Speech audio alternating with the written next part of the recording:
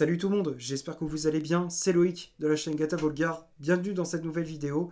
Aujourd'hui, on se retrouve pour le débrief du match Paris Saint-Germain AG Auxerre. C'était une rencontre qui comptait pour la 15e journée de Ligue 1 Uber Eats. C'était le dernier match avant la trêve internationale, donc la Coupe du Monde au Qatar. Et victoire des Parisiens 5-0 au Parc des Princes. Kylian Mbappé avait ouvert le score à la 11e minute de jeu. À la 51e, Carlos Soler fait le break. 57e, Achraf Hakimi porte le score à 3-0. 81e, but de Renato Sanchez. Et la 84e, Hugo Ekitike clôture ce festival offensif. Et avec ce résultat, le club de la capitale conforte sa place de leader avec 41 points. 13 victoires, 2 matchs nuls et 0 défaite. On est toujours invaincu. On compte 5 points d'avance sur le RC Lens 2e et 10 sur le Stade Rennais 3e. Alors, pour analyser ces 90 minutes, pour parler du contenu de cette partie, dans l'ensemble, ça a été un très bon match de la part des hommes de Christophe Galtier. Une très bonne performance avant la trêve internationale. Les joueurs nous ont offert un festival de buts, même si la première période était compliquée pour les Parisiens. Alors même si on avait la possession du ballon, c'était créé des opportunités avec Neymar, Messi, Mbappé, Carlos Soler ou encore les latéraux Hakimi et Mendes. Mais ça a été compliqué de percer cette défense auxerroise. Elle était très bien organisée. Le bloc était assez dense, assez compact, donc c'était très compliqué de se faufiler entre les lignes. Donc il fallait étirer un maximum le bloc, donc on coulissait le jeu à droite et à gauche. On arrive tout de même à ouvrir le score à la 11e minute de jeu grâce à Kylian Mbappé sur un très bon service de Nuno Mendes. Alors il y a une petite polémique par rapport à l'arbitrage parce que sur l'action d'avant, ça partait de la droite avec Carlos Soler qui centre pour Neymar. Apparemment, il y a eu une main de la part du Brésilien. La défense auxerroise dégage le ballon. Ça revient dans les pieds d'Hakimi. Le Marocain décale Messi dans l'axe. Et ballon piqué de Messi pour Mendes qui effectue une remise pour Mbappé qui dévie du genou. Donc c'était ça l'action. Alors il y en a qui disent ouais, il y a main de Neymar, ils auraient dû sur l'action précédente, il aurait dû siffler. D'autres disent non, mais maintenant avec la nouvelle règle, maintenant je comprends plus rien cette règle de la main, un coup oui, un coup non. Moi personnellement, j'y comprends plus rien. Ça me gonfle à chaque fois, c'est toujours flou. Un coup c'est toujours à l'interprétation de l'arbitre quoi. Il n'y a pas une règle qui est claire et nette quoi. C'est du Jean-Michel à peu près à chaque fois. Et c'est ça qui me gonfle. Quoi. Donc moi maintenant je comprends plus rien. Je fais bon bah s'il y a but tant mieux, s'il n'y a pas, bon bah c'est pas grave.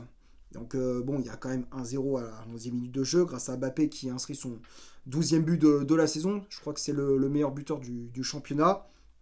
Donc en face on avait une équipe de la GIA qui n'a pas montré grand chose sur les phases offensives, à part une frappe d'Aubameyang bien repoussée par Donnarumma. Elle était bien placée, elle a été cadrée. Heureusement que le gardien italien sorte ce ballon, effectue une belle parade. Mais sinon, par ça, pas grand chose à se mettre sous la dent pour les hommes de Christophe Pélissier. Donc à la mi-temps, 1-0 pour les Parisiens. Et puis la deuxième période, bah là c'est parti, on a lancé la machine avec le but de Carlos Soler à la 51e minute de jeu sur encore une fois un service de Nuno Mendes, le latéral portugais qui a été très très bon dans cette rencontre, auteur de 2 passes décisives. Carlos Soler qui coupe le centre du portugais au premier poteau, tête croisée, Costil, le gardien de la GIA est battu. 2-0 donc à la 51e et puis après ça déroule. 57e but d'Achraf Hakimi sur une passe en profondeur de Carlos Soler.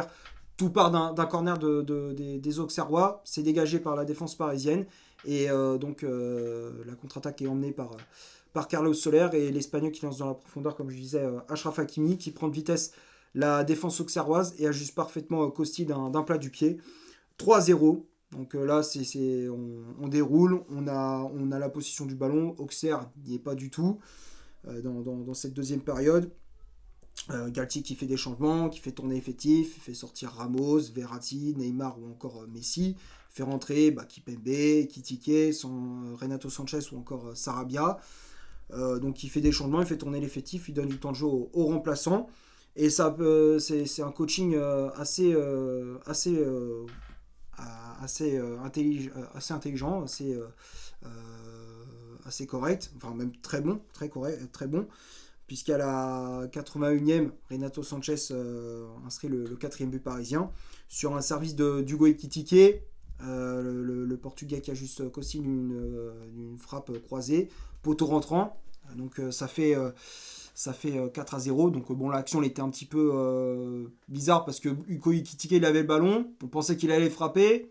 Costil au dernier moment il a pu la sortir, mais après l'attaquant parisien a pu reprendre le ballon et donc servir en retrait Renato Sanchez.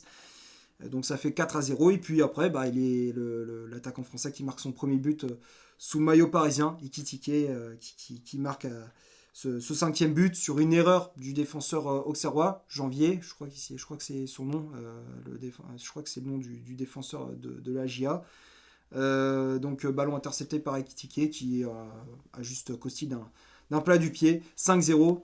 Moi je suis content pour lui parce que c'est vrai qu'on attendait son but depuis un petit moment, on se disait quand est-ce que Ekitike va marquer, ce serait bien pour lui, pour sa confiance, et bon pile avant la Coupe du Monde, la trêve internationale, il inscrit il ouvre son compteur but, ça fait plaisir. Donc 5-0, on en restera là, un carton plein avant la Coupe du Monde au Qatar. Maintenant, on va passer au 11 de départ mis en place par Christophe Galtier pour ce match. Le système de jeu, donc on a rebasculé dans un 4-4-2 en losange avec Gianluigi Donnarumma dans les buts, Nordi Mukiele et Sergio Ramos pour former la charnière centrale. Pas de Marquinhos ni de Presnel Kimpembe. Kimpembe qui était sur le banc des remplaçants et Marquinhos qui était absent sur la feuille de match. Les latéraux, Hakimi à droite, Nuno Mendes à gauche. Danilo Pereira qui est revenu au milieu de terrain, donc il a retrouvé ce poste de milieu défensif, ce poste de sentinelle.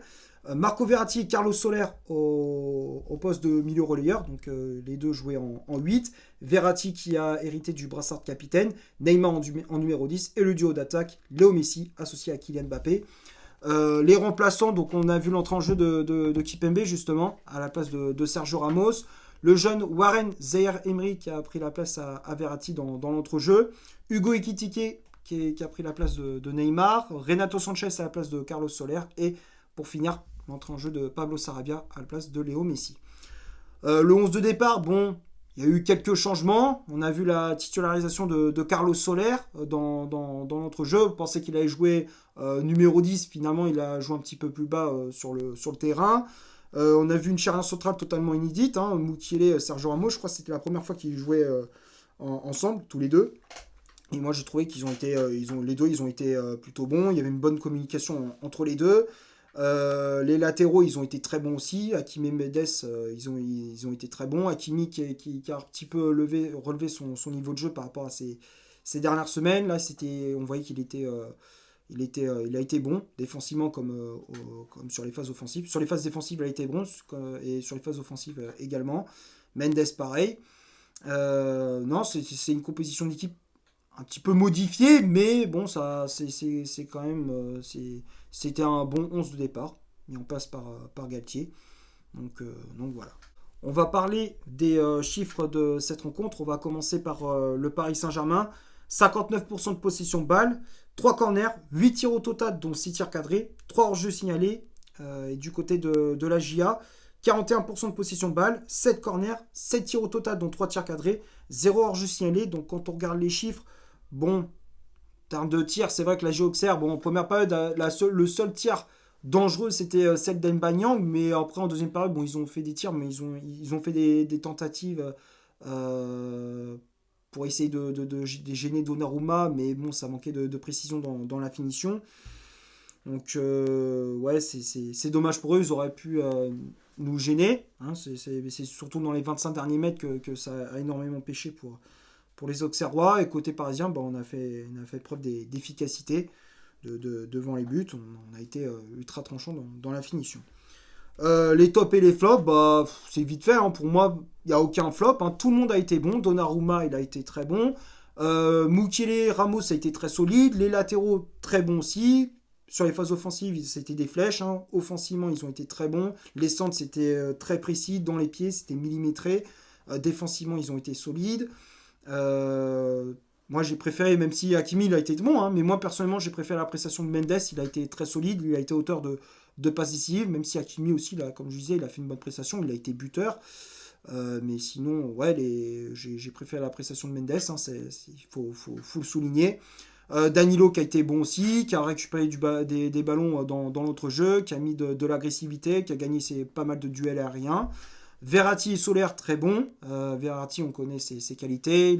Il distribue le jeu dans l'axe, sur les côtés pour Messi et Mbappé. Soler qui a été très bon aussi, qui a été buteur, passeur décisif. Neymar qui a été bon aussi, même s'il n'a pas marqué, il a fait quand même de bonnes choses. Messi pareil, même s'il n'a pas marqué, mais il a fait aussi de très bonnes choses. Mbappé qui a été buteur. Non, tout le monde a été bon, même les remplaçants, Kipembe, Ekitike, Renato Sanchez. Tout le monde pour moi a été très très bon. Je vais m'arrêter là pour ce match. J'espère que ça vous aura plu. Si c'est le cas, vous laissez un énorme like.